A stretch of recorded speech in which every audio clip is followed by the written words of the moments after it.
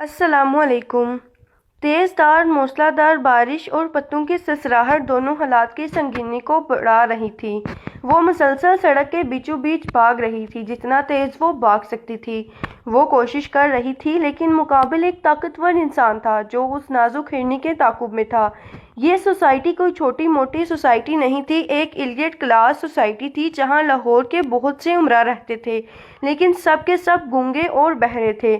وہ چلاتی ہوئی آگے بڑھ رہی تھی، نہ پیروں میں جوتا تھا نہ سر پر چادر۔ اس کی حالت اس وقت رحم طلب تھی۔ سیکیورٹی کو بلاتی، لوگوں کے گھروں کے دروازے کھٹکھٹاتی وہ لڑکی اس وقت اپنی عزت کی بھیک مانگ رہی تھی، اور پیچھے چلتا وجود اتنا مطمئن تھا کہ اس نے بھاگنے کی کوشش بھی نہ کی تھی۔ ایک بڑے گھر کا دروازہ کھٹکھٹا کے وہ مڑی ہی تھی کہ پیچھے وہ بھیڑیا کھڑا ہنس رہا تھا۔ نہ جانے وہ اور کتنا چلاتی کہ اس کا ہاتھ اس معصوم کے منہ پہ گیا تھا، اور پھر وہاں صرف بارش کی ہی آواز تھی۔ امی، یار جلدی کریں نا، مجھے دیر ہو رہی ہے یونیورسٹی سے، ناشتہ لگا دینا ورنہ پھر بس نہیں ملے گی اور پھر میں لیٹ۔ بھلا لیٹ ہونے کا مطلب پتہ ہے نا آپ کو؟ سر نے فیل کر دینا ہے مجھے۔ اس کی زبان ریل گاڑی کی طرح چل رہی تھی جب مروہ بیگم ہاتھ میں پراٹھے لیے داخل ہوئیں اور کہا، اللہ اللہ لڑکی، کتنا بولتی ہو تم، زبان ہے یا کینچی؟ ماں نہریں دیکھ رہی ہے، ساس نہیں دیکھے گی، آئی سمجھ؟ اور لڑکیاں تو ایک ایک ذرا دیکھ کر کھاتی ہیں، ہم موٹے نہ ہو جائیں۔ اور پھر ہے کہ ایک جیسے صبح پراٹھا کھانا ہوتا ہے، کمال ہے۔ مروہ بیگم کی اس بات پہ مسکرائی تھی اور کہا، امی آپ کی بیٹی باقیوں جیسی تھوڑی ہے، میں قسامہ محسن ہوں، فرق تو ہوگا نا؟ اس نے شرارت سے اپنی ماں کو آنکھ ماری تھی، اور پھر جلدی سے بقیہ پراٹھے کا رول بناتی بیگ پکڑتی وہ جا چکی تھی۔ یہ ایک مستوصف گھرانہ تھا، لیکن بہت ہی باذوق اور تمیزدار۔ محسن صاحب اور مروہ بیگم کی ایک ہی شہزادی تھی قسامہ، اور یہ خاندان بہت پرسکون تھا، لیکن وہ شرارت کی پڑیا سب سے الگ تھی۔ ابراز سر، میں آئی کم ان؟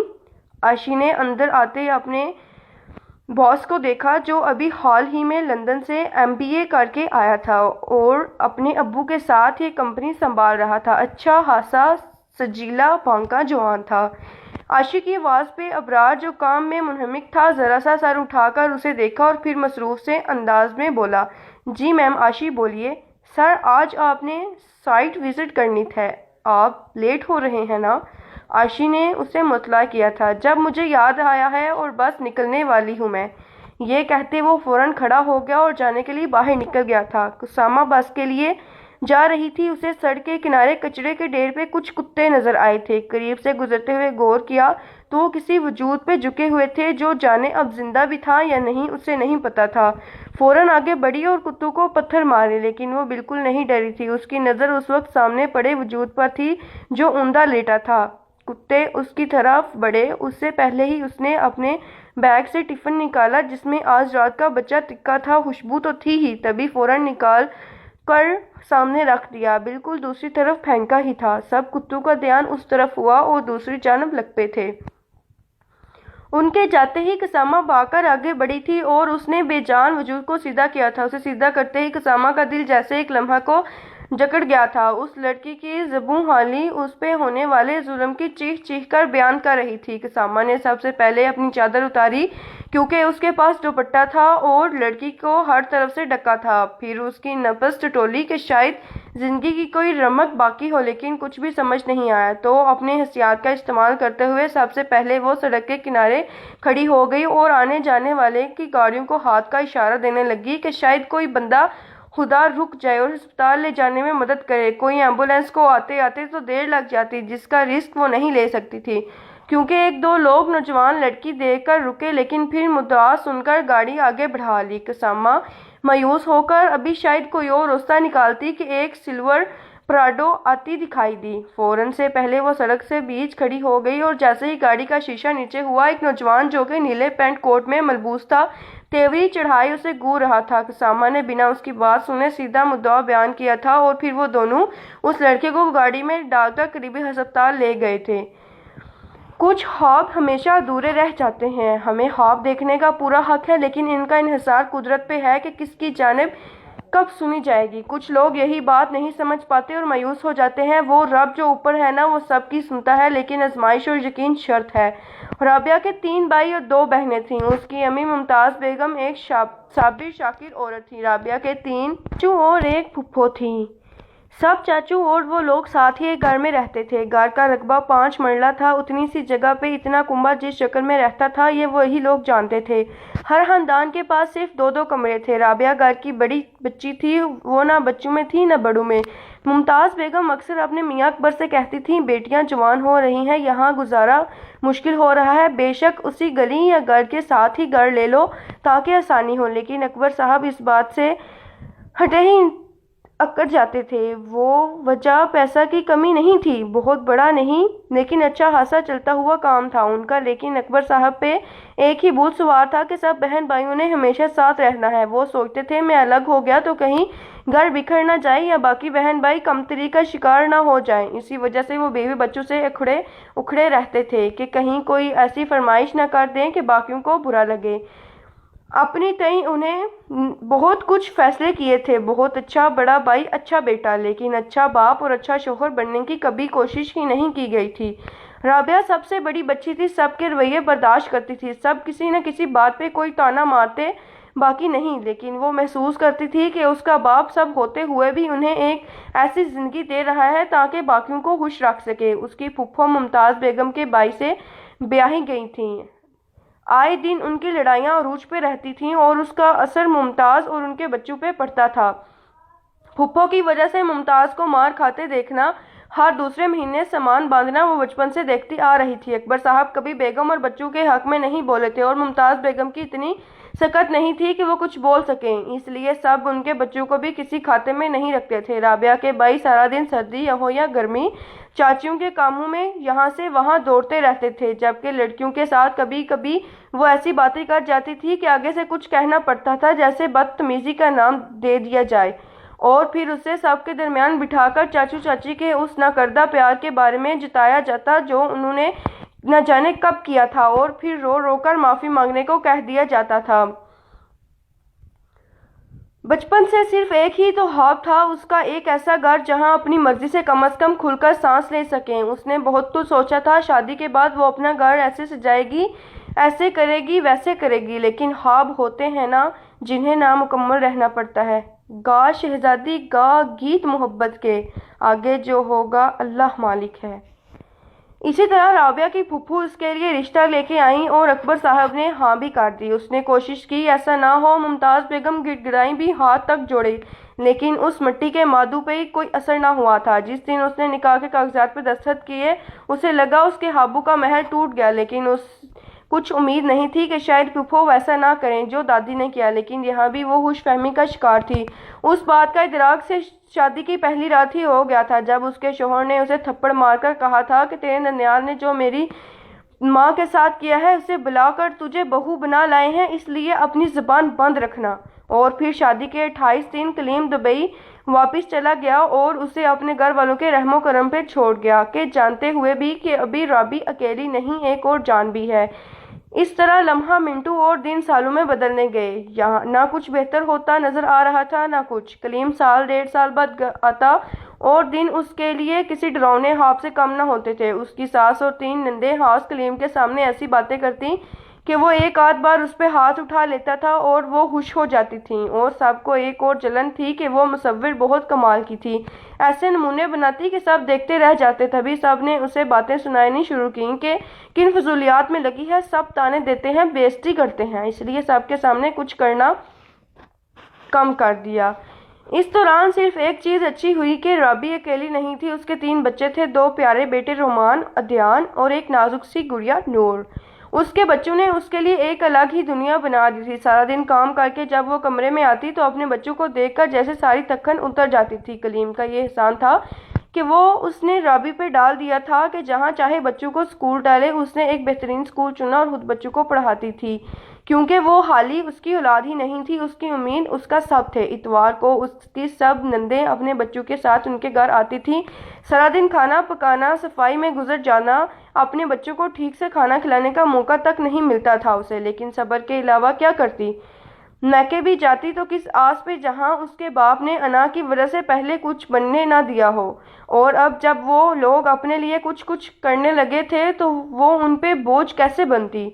इस तरह 20 साल मजीद गुजर गए। अब भी वो वही राबिया कलीम थी, लेकिन एक बात नहीं थी कि अब उसके बेटे जवान थे। अब वो किसी की मोहताज नहीं थी। सबकी मुखालफत किए बावजूद उसकी बेटियों ने अपना घर बना लिया अपनी माँ के नाम पे। इस आलीशान घर के बाहर जब राबी वला के तहती लगी तो जल जल मरे थे सब। उसकी वो नंदें जो उसे नौकरानी की तरह समझती थीं, अब वो उसकी तरफ आस लगाए बैठी थी। तभी उनकी पुरसुकून जिंदगी में एक जल्जला आया जब उसकी नंद रमशा ने अपने बेटे के लिए नूर का रिश्ता मांगा और कलीम ने बिना पूछे हाँ कर दी। राबी को लगा कि वो वहीं आकर खड़ी हो गई है जहां 26 साल पहले थी। एक और लड़की राबी बनने जा रही थी, और वो लड़की कोई और नहीं, उसकी नाजुक पली बेटी नूर थी। लेकिन अब की बार वो हौसला नहीं हारेगी। तभी उसने कलीम को मना कर दिया कि जो भी हो वो अपनी नूर का रिश्ता कभी वहां नहीं करेगी। तभी वो कलीम आगे बढ़ा और हवा में हाथ बुलंद किया। उसने फौरन डर से आंखें बंद कर ली, लेकिन वो हाथ हवा में ही मुअल्लक रह गया। आंखें खोली तो आगे उसके दोनों बेटे उसकी डाल बने खड़े थे। बस अबू, बहुत अब नहीं, बचपन से देख रहे हैं ये हम सब। हम इस जंजाल में अपनी बहन नहीं भेजेंगे जहां हमारी माँ रोती रही। आप तो बाहर थे, कभी सोचा अपनी अम्मी से फोन पे थकी तो नहीं, किसी चीज की जरूरत तो नहीं? अम्मी की जरूरत अम्मी बता सकती थी ना, फुप्पो या दादी तो नहीं। हमने सब देखा कैसे अम्मी सारा सारा दिन काम करती, बाग बाग के सालन के बड़े बड़े पतीले पकाती थी, फिर भी मार अम्मी को ही पड़ती थी और बातें भी वही सुनती थी। अपने शौक की वजह से ताने पड़ने आखिर क्या था? सिर्फ मुसव्वरी का ही शौक था ना? कभी देखा कुछ उनके हाथों का क्या बनाया हुआ? अबू, आप वो देखते तो अश अश मार उठते। किसी के अंदर के फन को कत्ल कर दिया। अब ऐसा नहीं होगा। नूर की शादी वही होगी जहां अम्मी चाहेंगी, और अम्मी, हमने स्टोर रूम को स्टूडियो बना दिया है, वहां सब सामान है, आप वहां जाएं और जो दिल करें। ये सब सुनकर कलीम तो बाहर निकल गया, लेकिन राबिया को लगा कि उसने दुनिया फतह कर ली, उसे वो सब मिल गया जिसकी वो मुतलाशी थी। अब वो अपने घर की मलका थी, उसके बच्चों ने सब दे दिया था। उसकी सब्र राया गए नहीं था। कसामा उस नौजवान का पूछने लगा, उसके साथ उसे हॉस्पिटल ले आई थी। लड़की की हालत देखते ही लेडी डॉक्टर मुद्दा समझ चुकी थी और तासुब से उसकी बेचारी को देखा था। अबराज भी भूल चुका था कि उसे कहीं जाना था। जहन में थी तो वो बस लड़की। अबराज के जहन में फौरन अपनी बहनें घूमी थीं। ये भी तो किसी की बहन थी, लेकिन कोई शकी अलकब ही था जिसे रहम न आया। दोनों कितनी ही देर खड़े इंतजार करते रहे, लेकिन वो लड़की होश में नहीं आई थी। शाम को 7 बज रहे थे और कुसामा अपने घर जाना था। जब उसे होश आया अब क्या होगा, वो लड़का भी तो तब से वहीं था। उसकी तरफ मुतवज्जे हुई और कहा, आपका नाम क्या है, क्या मैं जान सकती हूँ? अबराज उसकी आवाज पर चौंका था। तब से वो लड़की शायद अब कुछ बोली। अबराज, उसने आहिस्तगी से कहा था। जी, मेरा नाम कुसामा है। मैं अपने घर ये सब नहीं बता सकती, मेरी अम्मी मुझे रोक लेंगी, लेकिन मैं उसे ऐसे में नहीं छोड़ सकती। अब कोई चल रहा है आपके पास या कोई हाल? कुसामा ने तेज तेज बोलते सवाल किया। देखे मिस, अब ये लड़की मेरी भी बहन है। आज रात मैं बाहर खड़ा रहूंगा, दिन में आप आ जाना और फिर हम लोग इसके होश में आने तक बारी रख लेंगे। अबराज का मशवरा उसे पसंद आया था। फिर दोनों ने नंबर एक्सचेंज किया और कुसामा घर को रवाना हो गई। उसका दिल बहुत अजीब सा हो रहा था। वो लड़की भी कुसामा की हमउम्र ही थी या शायद उससे छोटी, पता नहीं कौन जालिम था। आपकी अम्मी से पहली बार झूठ बोला था, जिससे बिल्कुल अच्छा नहीं लगा था, लेकिन करना तो था। अगले दिन का सूरज तुलू हो चुका था। वही उदासी, वही वहशत लिए कुसामा अस्पताल पहुंची थी, अपनी एक दोस्त को अपनी हाजिरी लगाने का कहती। वो वहां मौजूद थी। 2 दिन तक यही चलता रहा। दिन में कुसामा वहां होती और रात में अबराज। बिलाहर 2 दिन बाद वो मासूम होश में आ चुकी थी। कुसामा जाने वाली थी और अबराज आया ही था। दोनों अभी सलाम दुआ कर रहे थे कि उस बेजान वजूद में हरकत हुई। दोनों उस तरफ मुतवज्जे हुई। उसने बगौर अपने करीब खड़े 2 चेहरों को देखा था और फिर अपने हवासों में चीखें मारने लगी थी, ऐसे जैसे उस कस्तस भूत नजर आ रहे हों उसे। डॉक्टर्स ने उससे आकर सुकून किया था, लेकिन वो डरी सहमी बैठी रही। अब सूरत हाल ज्यादा संगीन थी। अब वो क्या करते? घर लेकर भी नहीं जा सकते थे और ऐसे छोड़ना भी आसान नहीं था। डॉक्टर ने कहा था कि शदीद खौफ और सदमे की वजह से उसकी आवाज़ बंद हो गई है, इसलिए ये अभी उस हालत में नहीं कि कोई सख्त बात झेल सके। बहुत सोचने के बाद जाकर भी अबराज और कुसामा का कोई हल ना मिला था। फिर एकदम अबराज को याद आया कि उसके एक भेद قریبی دوست کی بیوی ایک شیلٹر ہوم چلاتی ہے۔ یہ خیال ذہن میں آتے ہی وہ بجلی کسی تیزی سے اٹھا تھا اور بل پے کرنے لگا تھا۔ قسامہ اس کے ایسے کرنے پہ حیران ہوئی تھی، لیکن پھر خاموش ہو گئی اور کوئی بھی سوال نہ پوچھا۔ قسامہ خاموشی سے گڑیا کے ساتھ ابراز کی گاڑی میں بیٹھ گئی تھی اور وہ انہیں ایک انجانے راستے پر لے جا رہا تھا۔ قسامہ کے دل میں ایک ڈر سا تھا، لیکن وہ مسیحا تھا، اس پر شک تو بنتا ہی نہیں تھا۔ خاموشی سے راستہ کٹا تھا اور پھر گاڑی ایک شیلٹر ہوم کے آگے رکی تھی۔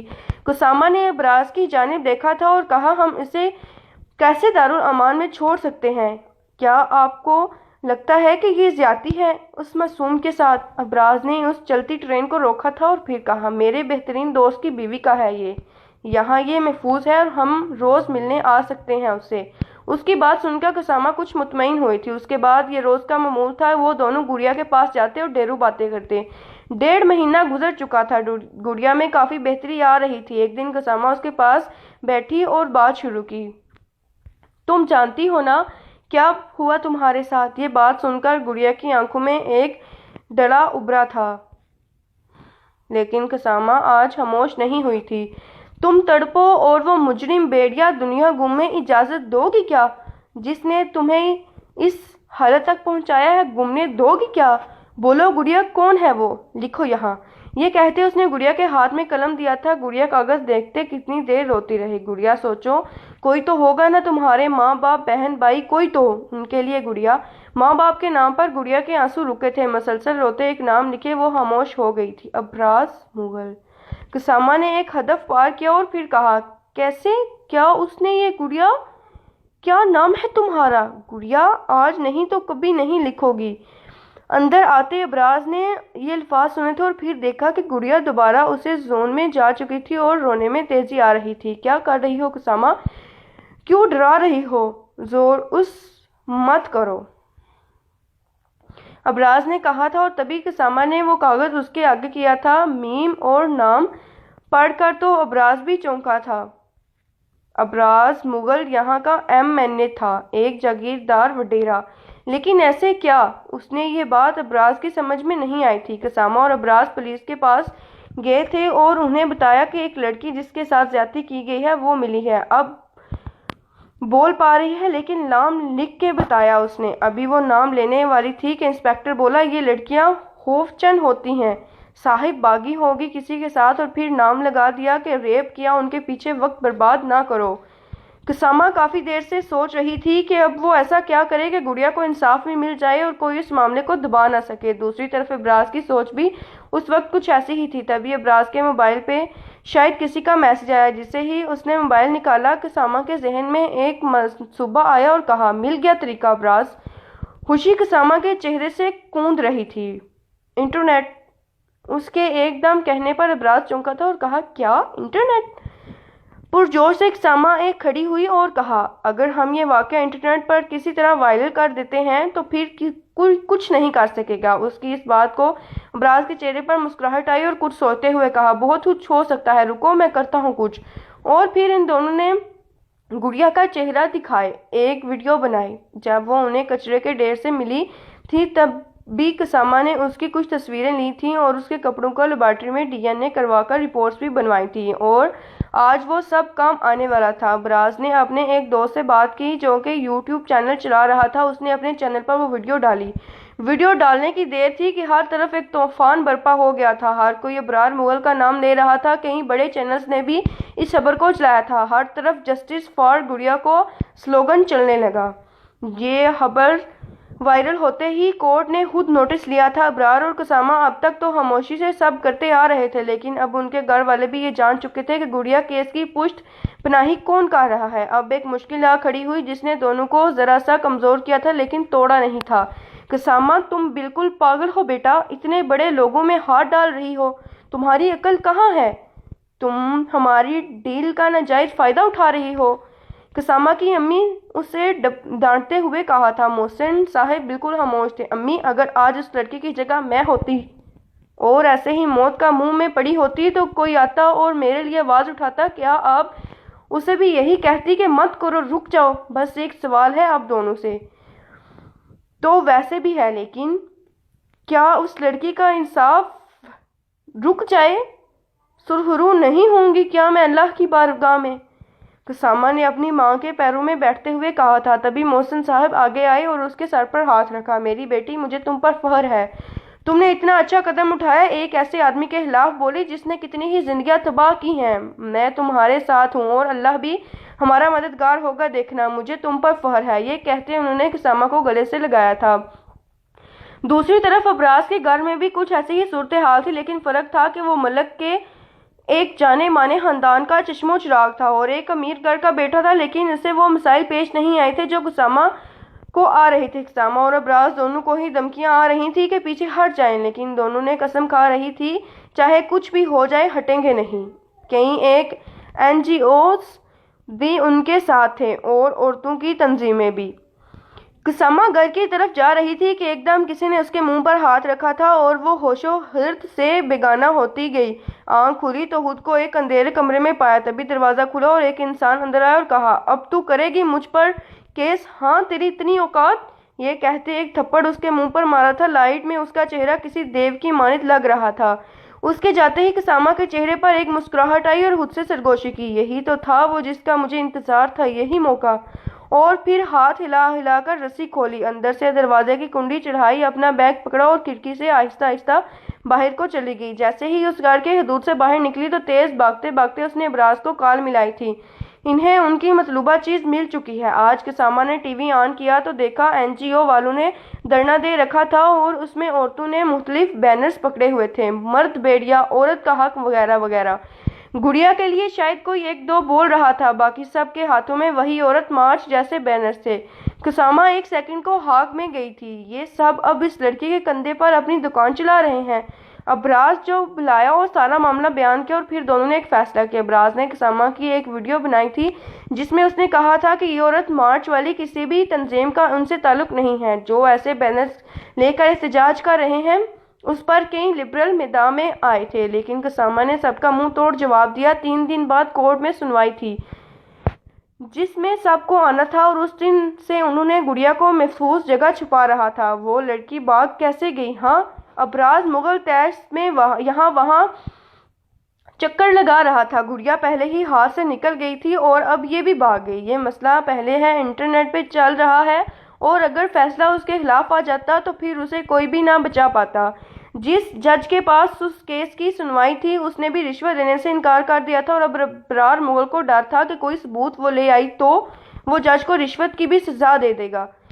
اسی ڈر میں رات کے گئی تھی اور اگلا دن اپنی آب و تاب کے ساتھ طلوع ہوا تھا اور ابرار اپنے وکیل کے ساتھ کورٹ میں آ چکا تھا اور دوسری پارٹی کا انتظار تھا۔ تبھی ایک گاڑی وہاں آ کر رکی، اس میں ابراز اور قسامہ کے ساتھ برقعے میں ملبوس ایک لڑکی موجود تھی۔ جج صاحب کے آنے کے بعد سنوائی شروع کی گئی۔ پہلے ابرار مغل کے وکیل نے اپنی دلائل دینا شروع کیا اور گڑیا کیس کو ایک الزام قرار دیا تھا جو کہ صرف اور صرف ان کے موکل کی ساکھ خراب کرنے کے لیے لگایا گیا تھا۔ ابرار مغل کے وکیل نے عدالت میں اس رات کی ساری فوٹیج دکھائی تھی اور کہا، جج صاحب، جس جگہ کا یہ لوگ دعویٰ کر رہے ہیں ہم نے سوسائٹی کے اس رات کے سب کیمروں کی فوٹیج نکلوائی ہے، آپ دیکھ سکتے ہیں ویسا کوئی واقعہ تو رونما ہوا ہی نہیں۔ جج صاحب نے ساری ویڈیو کی جانچ پڑتال کی اور پھر گڑیا کے وکیل کو تمام دلائل دینے کو کہا۔ جج صاحب، یہ ہے گڑیا کی DNA رپورٹ جو کہ اسی رات قسامہ میڈم نے کروائی تھی جب یہ واقعہ پیش آیا۔ یہ کہتے رپورٹ جج صاحب کو دکھائی گئی، لیکن تبھی ابرار مغل کے وکیل بولے، یہ فیک بھی ہو سکتی ہے مائی لارڈ۔ جناب، اگر ابرار مغل بے گناہ ہوتے تو وہ کل رات قسامہ کو ہوا کرنے کی کوشش کیوں کرتے؟ گڑیا کے وکیل نے بنا رکے کہا تھا اور پھر ایک ویڈیو پلے کی تھی۔ وہاں موجود سب لوگ اس ویڈیو کو حیرانی سے دیکھ رہے تھے کیونکہ کسی کے وہم و گمان میں بھی نہیں تھا اس چیز کی ویڈیو بھی سامنے آ سکتی ہے۔ ابراز اور قسامہ دونوں جانتے تھے یہ تو ہوگا، ان دونوں میں سے کسی ایک ساتھ تو لازمی، اس لیے انہوں نے اسی دن سے اپنے پاس پہن کیمرہ رکھا تھا تاکہ کوئی بھی صورتحال ہو تو اس کا ثبوت مل سکے۔ اس بات کا جواب ابرار مغل کے وکیل کے پاس نہیں تھا اور پھر پہلے قسامہ کو گواہی کے لیے کٹہرے میں بلایا گیا اور پھر اس نے سارا واقعہ بیان کیا۔ جج صاحب، میں اپنی یونیورسٹی جا رہی تھی تب مجھے کوڑے کے ڈھیر پر کوئی نظر آیا اور اس کے بعد ابراز کے ساتھ مل کر میں اسے ہاسپٹل لے گئی۔ اس طرح ابراز سے بھی جرح کی گئی اور پھر دونوں سے پوچھا کہ انہیں کیسے پتہ لگا کہ یہ سب ابرار مغل نے کیا ہے۔ انہوں نے بتایا کہ گڑیا نے کاغذ پر لکھ کر دکھایا تھا اور اب وہ بول نہیں پا رہی۔ اس واقعے کے بعد اب مغل کے وکیل کو ایک پوائنٹ مل چکا تھا اور کہا، وہ لڑکی کچھ بھی لکھے گی اور یہ مانیں گے مائی لارڈ، ہمیں اس لڑکی کا بیان چاہیے۔ جج صاحب کے کہتے ہی برقعے میں ملبوس لڑکی کا نقاب اٹھایا گیا۔ وہ خاموش سی لڑکی بس ہر طرف دیکھی جا رہی تھی۔ اس سے کئی سوال کیے گئے لیکن مسلسل خاموشی ہی سنائی دی تھی۔ تبھی ابرار مغل کے وکیل نے کہا، یہ لڑکی جھوٹی ہے جج صاحب، اس کے لکھے پر ہم کیسے مان لیں؟ ایسی لڑکیاں تو روز آتی ہیں، روز جاتی ہیں۔ اس بات پر گڑیا نے ایک دم سر اٹھایا اور ذہن میں قسامہ کے کل کہے جانے والے فقرے گھومے تھے۔ گڑیا، جب تک خاموش رہو گی؟ ہاں، کیا چاہتی ہو کہ تم سب کی نظروں میں جھوٹی بن جاؤ اور وہ بیڑیا سب سچا ہو جائے؟ گڑیا، تمہیں ہمت کرنی ہے اور بولنا ہے ورنہ ہمیشہ کے لیے خاموش رہ جاؤ گی۔ وہ وہاں بھی تمہاری عزت سے کھیل جائے گا۔ تم غلط نہیں ہو اور نہ کوئی تمہاری زبان بند کر سکتا ہے۔ تم آزاد ہو، تمہاری زبان آزاد ہے اور تمہارے لب بھی۔ ایسے ہی کئی فکرے گڑیا کے ذہن میں گھوم رہے تھے اور وکیل صاحب کی لن ترانیاں عروج پر تھیں۔ جھوٹ، جھوٹ ہے یہ، جھوٹ! ایک چیخ جیسی آواز تھی جس نے کمرہ عدالت میں ایک سناٹا سا پھیلا دیا تھا۔ صاحب نے گڑیا کی طرف دیکھا تھا۔ وہ روتی آنکھوں اور کانپتے لبوں کے ساتھ بول رہی تھی اور پھر ساری کہانی سنانی شروع کی۔ میرا نام عروہ یوسف ہے اور میرے ابا ابرار مغل کے ساتھ والی کوٹری میں ڈرائیور ہیں۔ ہم اسی گھر کے کوارٹر میں رہتے ہیں۔ ایک دن اس کی نظر مجھ پر پڑ گئی اور مجھے اپنے ساتھ اپنے کمرے میں بلایا لیکن میں تب بھاگ گئی۔ پھر ایک رات جب اماں ابا گاؤں گئے تھے تب اسے موقع مل گیا تھا۔ میں نے ہر دروازہ کھٹکھٹا کر دیکھا لیکن کسی نے جواب نہیں دیا تھا۔ بہت بھاگی میں لیکن کسی نے نہ سنی۔ میرے ساتھ غلط کرنے کے بعد اس نے سوسائٹی سے باہر پھینکوا دیا لیکن ثبوت میں دوں گی۔ اس رات میں نے اپنے بچاؤ کے لیے اس کے کندھے کے پیچھے کاٹا تھا۔ اس کا گوشت میرے منہ میں آیا تھا۔ اب بھی وہاں نشان ہوگا۔ جب دیکھا گیا تو نشان بھی وہاں مل گیا تھا۔ سب کو ایک شور سنائی دیا تھا۔ ایک لڑکی اندر آنے کے لیے بضد تھی۔ شور پر اجازت دی گئی تو اس نے ایک نئی کہانی بیان کی۔ جج صاحب، اس ابرار مغل نے میرے ساتھ بھی وہی کیا تھا جو گڑیا کے ساتھ۔ میں ان کے مالی کی بیٹی ہوں سونیا، اور پھر زیادتی کرنے کے بعد ہمیں پورے خاندان کو نوکری سے نکال دیا۔ تب تو میں ڈر گئی، خاموش ہو گئی، لیکن اب میں چپ نہیں رہوں گی۔ میرے پاس اس کی ویڈیو بھی ہے۔ اس نے ایک نہیں 3 بار میرے ساتھ یہ حرکت کی تھی۔ ابرار مغل نے اپنے آدمی کو اشارہ کیا تھا اور ایک جانب سے نکلنے لگے۔ ہر پولیس نے اسے پکڑ لیا اور اس کا جرم بھی ثابت ہو چکا تھا۔ ابرار مغل کو 14 سال کی سزا ہوئی تھی۔ گڑیا کے والدین بھی اسے مل گئے تھے اور بہت روئے تھے۔ 3 سال گزر چکے تھے۔ براز اور قسامہ کی شادی ہو گئی تھی۔ عروہ اور سونیا اب قسامہ کے ساتھ مل کر ایک NGO چلا رہی تھیں جو ریپ وکٹم اور تیزاب گردی سے متاثرہ خواتین کو سپورٹ دیتا تھا۔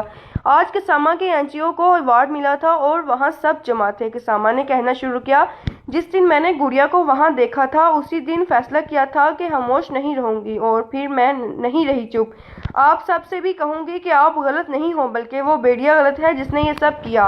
آپ چپ نہیں رہیں گے بلکہ وہ رہے گا کیونکہ آپ کے لب آزاد ہیں اور آپ بھی۔ اگر آپ ایسی ہی اچھی کہانیاں حاصل کرنا چاہتے ہیں تو ہمارے چینل کو سبسکرائب کرنا نہ بھولیے گا۔ آج کے لیے اجازت، شکریہ۔